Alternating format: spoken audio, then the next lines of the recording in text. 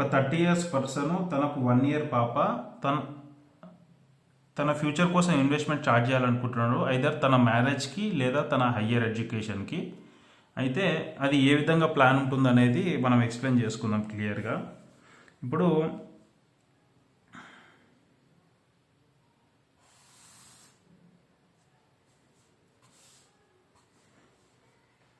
పర్సన్కి ఇప్పుడు 30 years,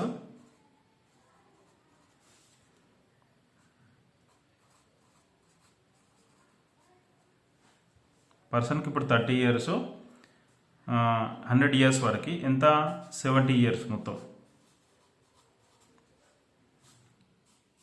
70 years ఉంటుంది. అయితే దీంట్లో ఇప్పుడు మామూలుగా తనకు 1 ఇయర్ పాప ఉంది.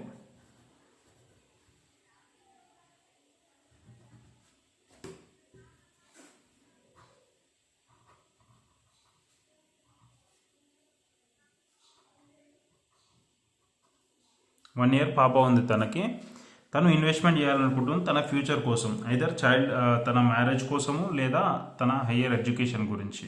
అయితే ఒక 20 ఇయర్స్ పెట్టుకుందాం మనం మామూలుగా. తినకి ఎంత వస్తాయి అప్పుడు? 50 ఇయర్స్ అవుతాయి. తనకి 50 ఇయర్స్ వస్తాయి. అయితే దీంట్లో ఏ విధంగా ఇన్వెస్ట్మెంట్ చేయాలి అని అంటే, ఇది ప్యూర్గా ఇన్వెస్ట్మెంట్ ప్లస్ ఇన్సూరెన్స్ ప్లాన్ అండి. ఇది 30 ఇయర్స్ పర్సను తనకు 41 వచ్చే వరకు,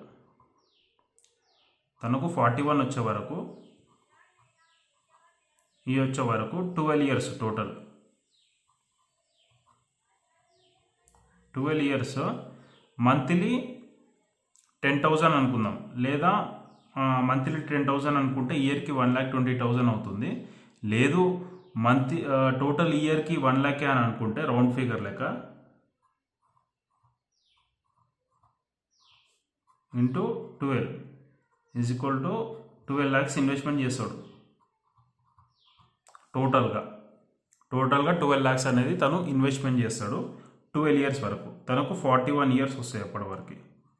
తర్వాత 50 ఇయర్స్ వచ్చే వరకు మధ్యలో మీకు 20 ఇయర్స్, 30 అంటే మీకు 49 కదా, 49 వరకే 20 ఇయర్స్ అవుతుంది.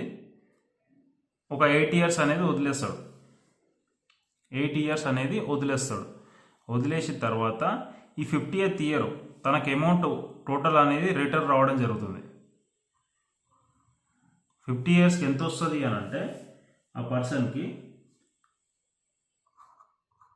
22,78,000. ఈ 20th ఇయర్ ఏదైతే ఈ గ్యాప్ ఉందో మొత్తము 12 ఇయర్స్ ఇన్వెస్ట్మెంట్ చేస్తాడు, మిగతాది వదిలేస్తాడు.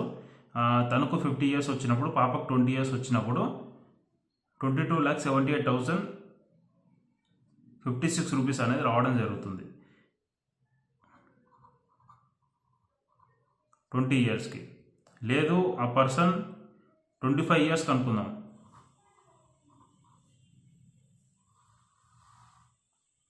25 ఇయర్స్ వరకు వెయిట్ చేసి నేను 25 ఇయర్స్కి తీసుకుంటాను అనుకుంటే, అప్పుడు ఆ పర్సన్కి వచ్చేసి 31,57,940 అనేది రావడం జరుగుతుంది ఆ పర్సన్కి. లేదు నేను 30 ఇయర్స్కి తీసుకుంటా అనుకుంటే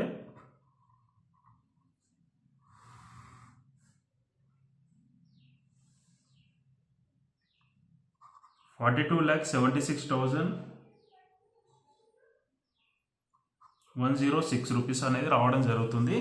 ఇది ఇయర్ పెరుగుతుంటుంది అనమాట. ఇయర్ మీకు ఒక ఎంత ఇయర్స్ అట్లా మీరు ఎక్స్టెండ్ చేసుకుంటూ పోతే తీసుకోకుండా అది పెరుగుతూనే ఉంటుంది ఇంట్రెస్ట్ రేట్. ఇది ఫిక్స్డ్ రిటర్న్స్ అండి. దీంట్లో మీకు గ్యారంటీ రిటర్న్స్, ఇవి మీ మార్కెట్ రిలేటెడ్ కానీ ఆ విధంగా ఎలాంటి ఇన్వెస్ట్మెంట్ కాదు. ఇది ఫిక్స్డ్ రిటర్న్స్ అనేది ఉండడం జరుగుతుంది. అయితే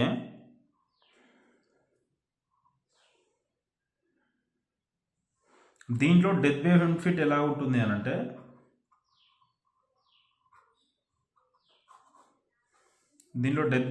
ఏ విధంగా ఉంటుంది అని అంటే, ఇప్పుడు పర్సన్ 1 lakh కట్టాడు, 1 lakh ఇంటూ 11 టైమ్స్ అనమాట. డెత్ బెనిఫిట్ వచ్చేసి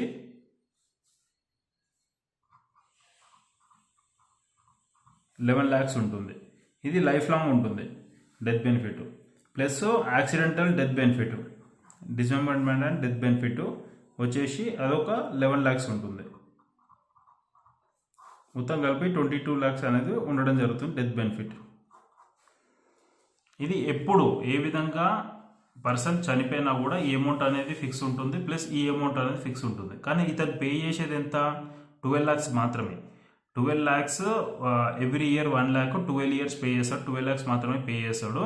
కానీ అతనికి వచ్చే అమౌంట్ వచ్చేసి 20 years పెట్టుకుంటే ఈ 22 lakhs 44 lakhs అనేది ఆల్మోస్ట్ 45 lakhs అనేది రావడం జరుగుతుంది. లేదా 25 years పెట్టుకుంటే ఈ 22 + 31 54 lakhs అనేది ఆల్మోస్ట్ 54 lakhs అనేది రావడం జరుగుతుంది. అతను ఇన్వెస్ట్మెంట్ చేసి 12 lakhs మాత్రమే.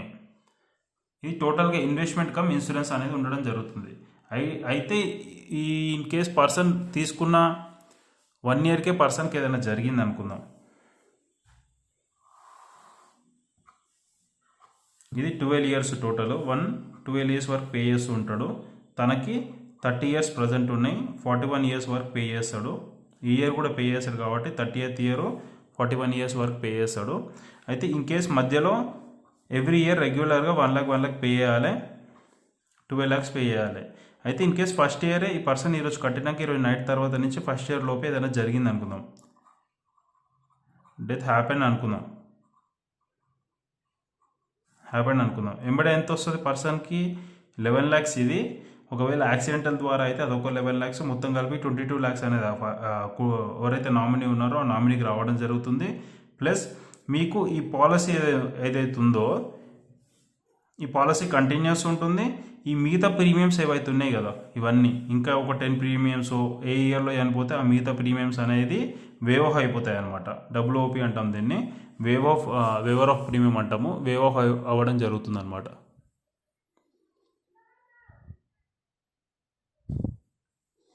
అలా ఈ వేవ్ ఆఫ్ అయిపోయాక మీకు మిగతాది ఇవన్నీ కట్టనవసరం లేదు కుటుంబం. ప్లస్ ఆ కుటుంబం 20th మనం ఈ పర్సన్ 20 yearsకి పెట్టుకున్నాడు మెచ్యూరిటీ అమౌంట్ కాబట్టి ఆ 20 yearsకి 22,78,000 అనేది మళ్ళీ ఆ పాప 28th year వచ్చినప్పుడు మళ్ళీ అమౌంట్ వస్తుంది అనమాట.